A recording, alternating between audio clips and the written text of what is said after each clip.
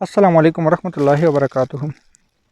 اللہم صلی علی محمد کما تحب و ترضی۔ اپنا عمل خود بنی میں آپ سب کو خوش آمدید۔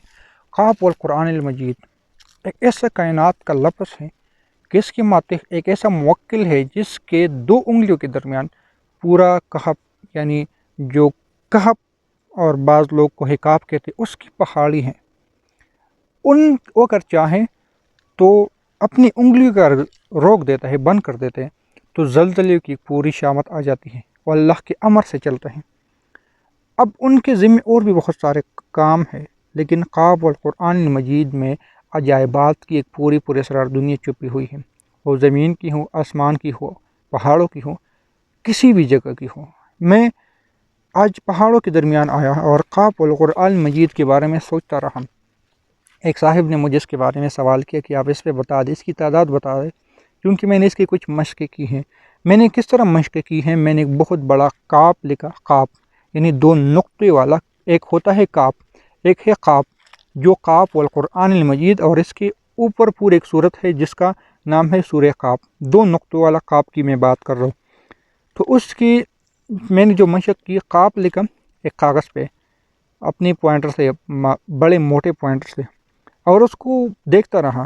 کیونکہ بعض لوگ شمع بینی کرتے ہیں۔ میں اس کو شمع بینی کا نام اب دوبارہ چینج کر کے چراغ بینی رکھ دیتا ہوں، کیونکہ میں نے چراغ بینی کی مشقیں کی ابتدا کی ہے۔ چراغ بینی سے مراد یہ کہ چراغ جلاتے رہو، اس کی مشقیں کرتے رہے۔ شمع بینی میں بہت ساری وجوہات ہیں، لیکن میں اپنے سوال سے نہ اتروں۔ قاف کی میں نے مشقیں کی، قاف کو دیکھتے رہا۔ جس طرح اس مزاج کی مشق ہوتی ہے کہ اس مزاج ایک وقت آتا ہے گم ہو جاتا ہے، اسی طرح قاف کی مشق کرتے کرتے آخر کار گم ہو جاتے، اس سے ہٹ جاتے ہیں۔ اس کاغذ کے اوپر قاف لکھا ہوتا ہے، لیکن آپ کو نظر نہیں آتا۔ آپ کہتے ہو کدھر جاتے ہیں؟ آپ کے دل میں جاتا ہے۔ سادہ الفاظ میں آپ کو یہ میں کہہ سکتا ہوں کہ آپ حروف مقطعات کے عامل بن جاتے ہو۔ اب میں کہتا ہوں کہ میں اس کی اجازت دیتا ہوں، لہذا ہر بندہ کر لے، لیکن میں یہ بھی کہہ سکتا ہوں کہ حروف مقطعات وہ عمل ہے جو اکثر روحانیت کی دنیا میں جو کچھ مراحل طے کر لیتے، اس کے بعد جنات خود حروف مقطعات کو گائیڈ رہنمائی کر دیتے۔ میری زبان یہاں پہ اٹک رہی ہے کیونکہ اس میں کچھ پراسرار باتیں ہیں جو کہ میری زبان ادا نہیں کرنا چاہتا، اس لیے اٹکتے ہوئے معذرت پہلے سے کر لو۔ قاف میں کچھ ایسے پراسرار چیزیں ہیں، اگر میں کہتا ہوں کہ میں آپ کو اس کی اجازت دیتا ہوں تو میری اجازت سے اس کا کوئی فائدہ نہیں، کیونکہ میں کوئی مرشد نہیں ہوں، میں ایک روحانی علم کو تھوڑا سا جاننے والا، بیان کرنے والا ہوں۔ اجازت سے مراد یہ ہوتی ہے کہ اس کا نقصان آپ کو نہیں ہوگا، یا دوسرے الفاظ میں کہ میں اس موکلات سے کہتا ہوں کہ بھئی آپ جا کے یہ عمل کر رہا ہے، اگر یہ عمل میں کامیاب ہوا تو آپ اس کے ماتح ہو جائے، اس کا غلام ہو جائے، اس کا خادم ہو جائے۔ اجازت اس کو کہتے ہیں جس نے پہلے چلہ کیا ہوتا ہے،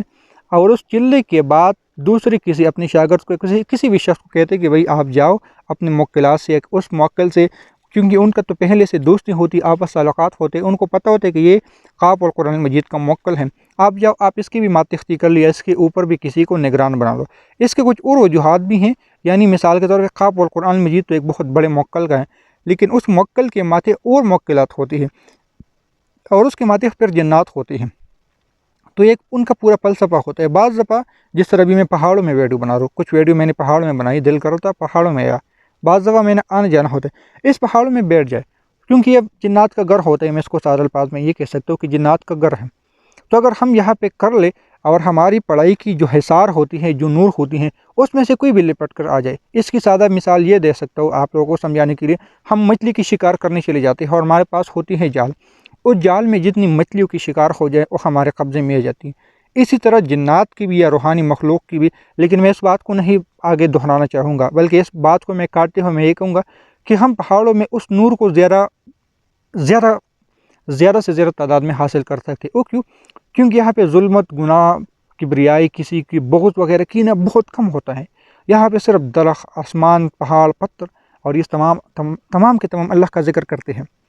اس لیے یہاں پہ ہماری روحانیت زیادہ سے زیادہ، ہماری طاقت، ہماری کامیابی یہاں سے زیادہ ہوتی ہے۔ میں نے اس بات کو چھوڑ دیا کہ جنات کا یہاں پہ ہجوم ہوتا ہے، میں اس بات کی بجائے یہاں پہ تنہائی کی بات کروں گا، یہاں بھی روحانیت کی بات کروں گا، اور روحانیت کو بڑھانے کی راز کی بات کروں گا، اس لیے کہ یہاں پہ ہماری روحانیت زیادہ بڑھ جائے گی۔ تو اس روحانیت کو دیکھتے ہوئے کوئی بھی موکل، کوئی بھی شخص کہے گا کہ ہم اس کے ساتھ آگے جانا چاہتے ہیں کیونکہ ایک نیک شخص ہے۔ اب اس کے خواب کی جو میں بات کر رہا تھا مشق کی، تو اس مشق میں یہ ہوتا ہے کہ خواب اور شخص کو نظر آئے گا لیکن آپ کو نظر نہیں آئے گا۔ اب کہو گے کہ مجھے کیا نظر کیوں نہیں آئے گا، میری آنکھوں کی کمزوری ہو گئی؟ نہیں، اصل میں وہ خواب آپ کی آنکھوں میں نہیں بلکہ آپ کے دل میں اتر جاتا ہے،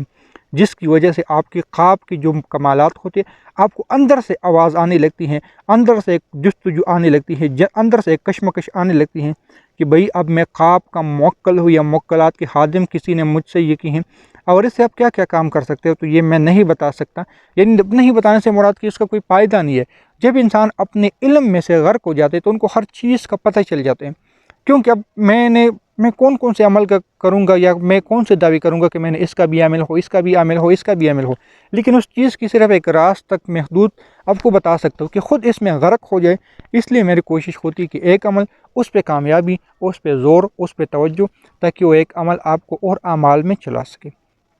خواب اور قرآن مجید میں سمندروں کی بھی ایک راز ہوتی ہیں، آسمانوں کی بھی ہوتی ہیں۔ یہاں میں پہاڑوں میں بات کروں تو مجھ پہ پہاڑوں کی علوم کا ایک عجیب سا کشمکش ہوتا ہے، اور اصل بات یہ بھی ہے کہ خواب کا جو تعلق ہے وہ پہاڑوں کے ساتھ ہے۔ کچھ اعمال ایسے ہوتے ہیں جس کا سمندر کے ساتھ تعلق ہوتا ہے، مثال کے طور پہ سورہ یاسین ایک ایسا عمل ہے جس کا تعلق سمندر کے ساتھ ہے، پانی کے ساتھ ہے،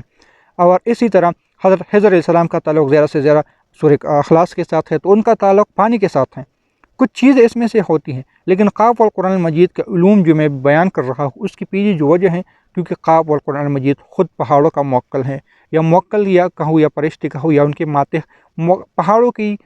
ایک نظام ہے۔ تو پہاڑوں کے نظام میں اگر آپ، لازمی بات ہے میں پہاڑوں میں ہوتا تو پہاڑوں کی زیادہ باتیں کروں گا، یہاں پہ آپ کو پہاڑوں کے اندر جو نظام، اس کو میں روحانی مخلوق کہہ سکتا ہوں، اس کو میں سونا کہہ سکتا ہوں، اس کو میں جواہرات کہہ سکتا ہوں، اس کو میں اور کہہ سکتا ہوں۔ اب کوئی بندہ یہ نہیں کہ آپ نے تو کہاں دیکھا ہے، آپ نے کیا ہے، لہٰذا آپ خود کیوں سونے کو نہ دیکھنا چاہے کو، تو اس کے لیے ایک تفصیلی ویڈیو جنات کے پیدائشی دوست، بہت ساری تفصیلی اس میں یہ باتیں لکھی ہوئی ہیں، اور آپ لوگ اس کو سن سکتے ہیں کہ جنات کی پیدائشی دوست یوٹیوب پہ آپ کو مل جائیں گی، وہاں سے آپ کو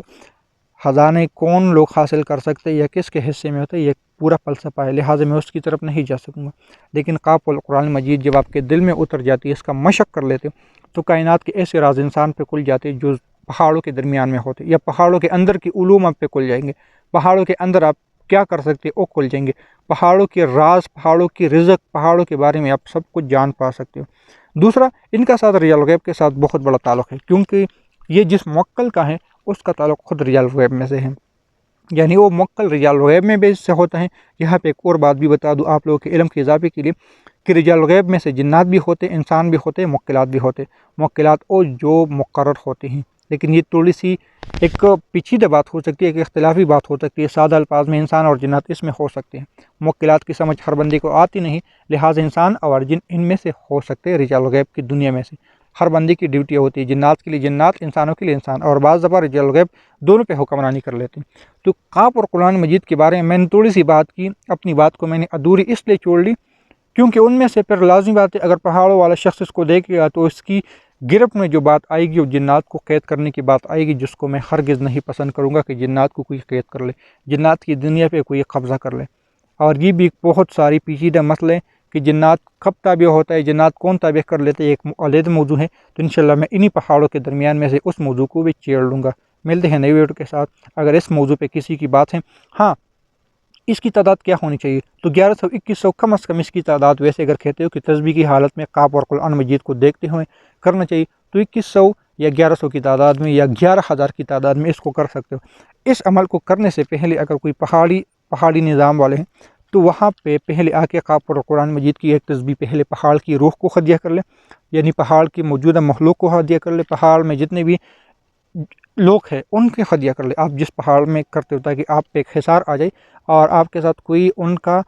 یعنی ایک لڑائی کہو، یا آپ کی نیت یہ ہو کہ بھئی میں آپ کو ہدیہ دینے کے لیے آیا ہوں نہ کہ قید کرنے کے لیے، تو پھر آپ کو اس کی تاثیر بہت زیادہ سے زیادہ مل جائے گی، اور اس کو عمل کو شروع کرنے سے پہلے کوئی نہ کوئی صدقات ویسے ضرور دیا کریں۔ ملتے ہیں نئی ویڈیو کے ساتھ۔ اگر کسی عمل کے بارے میں آپ لوگوں کا سوال ہے تو کمنٹ سیکشن میں ضرور کر لیں، میں انشاءاللہ جواب دینے کی بھرپور کوشش کروں گا۔ اللہ حافظ۔